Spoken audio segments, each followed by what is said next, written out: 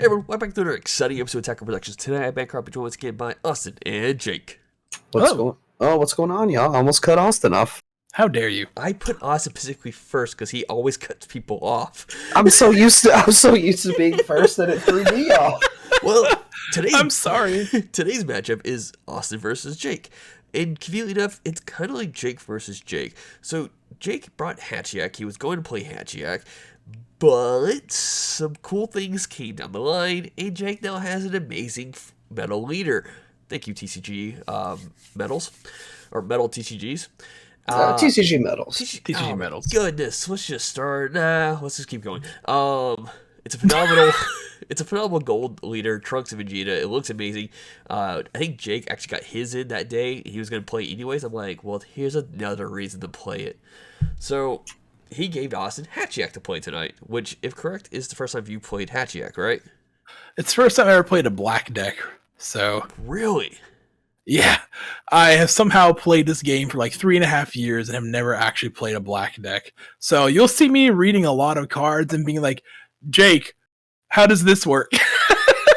And so, yeah. And I will say with that, it does help out that you're playing against Jake, who kind of knows the deck. He's built the deck, but at the same time, that kind of gives Jake an advantage. It's like when me and Phil built decks. Like, we kind of know what to expect from each other, but it can still be an interesting matchup because you're playing it differently than they would play it. Yeah, and this was the first time I had played it for the night, and then after this, Jake showed me like, hey, this was kind of what, like, we're going to play through the first 3, turns, see what you get in your hand, what you would do. That helped me for the rest of the night. I immediately understood what to do. And I was like, okay, I wasn't struggling as much and reading cards as much and thinking like, what do I charge? What do I do? Right there, I just tried to swing with Hatchhyack. He's like, you can't do that. I was like, oh yeah. So I will say for a turn 1, Jake, you're starting out strong. Yes. I mean, get Vegeta on the board is what you need to do for this deck, because it immediately allows you to wake in turn 2. And Austin, you did what you were supposed to do. Nothing. Yeah. Yep. Another good turn 1 for this Hatch deck is to play the Mirror Unison on 1 and go ahead and warp a card from hand and draw a card. Yep. But other than that, this is a classic turn 1 for Hatch. Did you bring a sideboard for Hatch, Jake? Because we are doing best of 1s now. Yes. Does sideboard by any chance incorporate Black Mass Sand? It does. That's also in our good turn 1 play, especially against a Trunks Vegeta deck. Oh, of course. Yeah, he had mentioned this sideboard, and I was like, I'm just gonna use what you have built. And every time I charge an energy, I was like, this is probably a bad charge, but I don't know what's good and bad in this deck yet, so I'll charge this. I think turn 1, you were like, I don't know what to charge. I was like, what's in your hand? Yeah. And I was like, yeah, you're not going to get me. But I think the funniest thing was playing this and never playing black before. I felt like I was playing the game again for the first time because I was just sitting there like, how do I sequence this? And it was really interesting experience. I will say you had a very interesting, I guess, negate by petrifying his Trunks. It allows you to it allows Jake not to swing with it, and if you wanted to play the card this turn, it wouldn't have been safe to have played. Yeah, Trunks wouldn't have been able to activate his auto to rest it. You think that was gonna be what I did, but I was like, I have no other negates. I know this is a defensive deck. I'm just going to negate. And that was not the correct move. And luckily This is such a great card for a deck against Hatch. It's a Unison, so it doesn't count towards its abilities, and it's dual attack. Yeah, it's excellent. Unfortunately, fortunately for me, I'm able to board the Poutine here. And I still have a battle card swing left, so I go ahead and turn the Trunks sideways because I'm kind of aware, I'm very aware of the pressure that he's able to go into on his next turn. And at this stage of the game, going into turn 4, I really don't care to recast a Trunks if I have to, because basically I'm going to pay 1 energy to draw 2 cards. Does your deck incorporate or the hatch that you built, and this may be potentially future tech for us? Because I think you were showing interest in playing hatch beforehand, if I recall correctly. Yeah, I want to play the Super Saiyan 4 Gogeta because Super Saiyan 4 Gogeta is one of my favorite characters, and I just want to have a deck where he's fun to play in. Gotcha.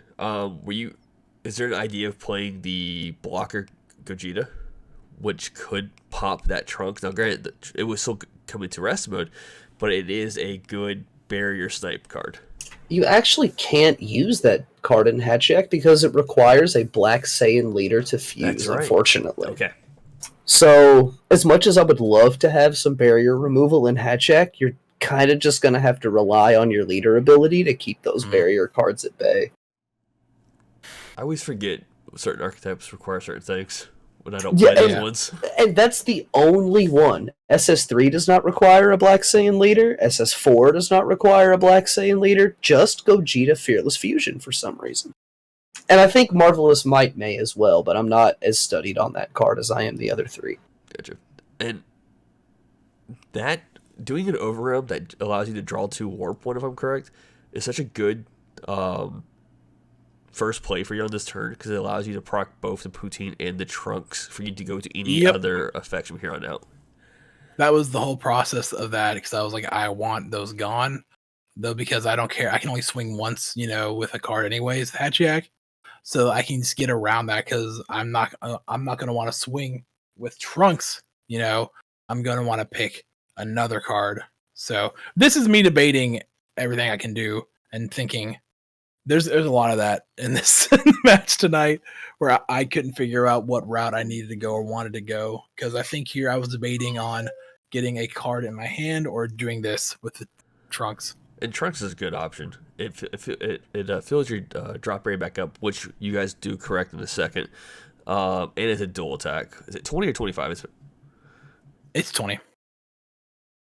We're still really strong for 2 energy. 20k dual attack that's going to reload your drop area. Yep. That made me like the card so much because at first I was like, I don't understand why this card is so popular. Then I played it and I was like, that is why this card is so popular. And combined with the Mira Unison, it's a really solid piece in your deck because you want to play it from the warp because that's the only way you can play it cheaply. And you can activate the Mira Unison's +1 to put it from your hand straight to the warp and draw a card for your trouble. Yeah, and I remember when Hatchhyack first came out, I complained about it so much, and I hated the deck. I hated playing against it because I was a very heavy, wide aggro player when the game first came out, while I was first playing it. And Hatchhyack just says no to that. So it was the most frustrating stuff for me to play against. The problem, actually, early Hatchhyack was that the promo Turtles, I think it was the promo Turtles. Yeah. Turtles Ghost Warrior. Yeah, such a good card. But it was, I think, dual attack, if I'm correct, and that's what made it so good. And then most of the other cards you play are just like the 8-drop, like overruns and stuff like that. Yeah.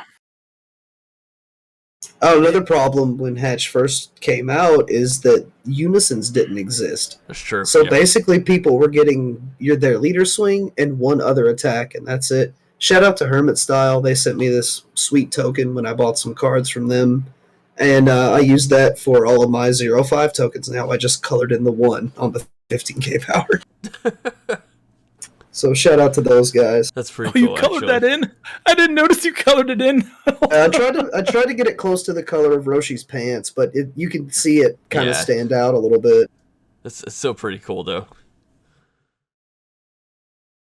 But yeah, I had a lot of fun with Hatchhyack this night, and the nice thing is that I'm used to playing against black so much because my brother, who we haven't seen in a while here, he plays black almost exclusively, and so I knew what the cards did. It's just never having piloted it, everything seemed so good, and it was one of those things where I had too many choices,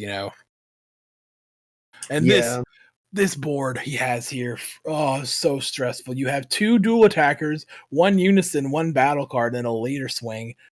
Oh, yeah, this is more pressure than Hatchhyack is really accustomed to at this stage of the game. Like most unisons are only going to get one swing, and then leader swing, and maybe a dual attacker. But I didn't really spend a lot of energy that turn because I know anything I do beyond that is just kind of wasted effort. And I know he's got a really big potential to play some punishing stuff on turn 4. I'm not gonna lie, I can't remember what my thought process was for doing this. I think it was I was trying to play a Super Saiyan 4 Gogeta, and I didn't have a 30k like Vegeta in the drop area. Well, So I was like, I'll just or Goku, something weird. I just remember being like, I need to get something out here so I can do this. I think you did the free overwhelm to trigger both Trunks and Poutine, and I think I just forgot to aim the Poutine rest anywhere. That's what it was. You were exactly right. Okay. So then, Poutine could have rested this Trunks down, and then here you're tapping 4. Yeah, there we go. Then I was like, I don't have anything in my drop. I need the drop for the Gogeta. And I was like, I'm keeping to my word. I'm getting, but I say this, you watch, I still forgot to put a freaking Gogeta in the drop area. So, oh no! Yeah, and I was like, let me switch it out. I mean, the Vegeta. So like, yeah, just fix it, dude. It's fine. No, and I was like, there.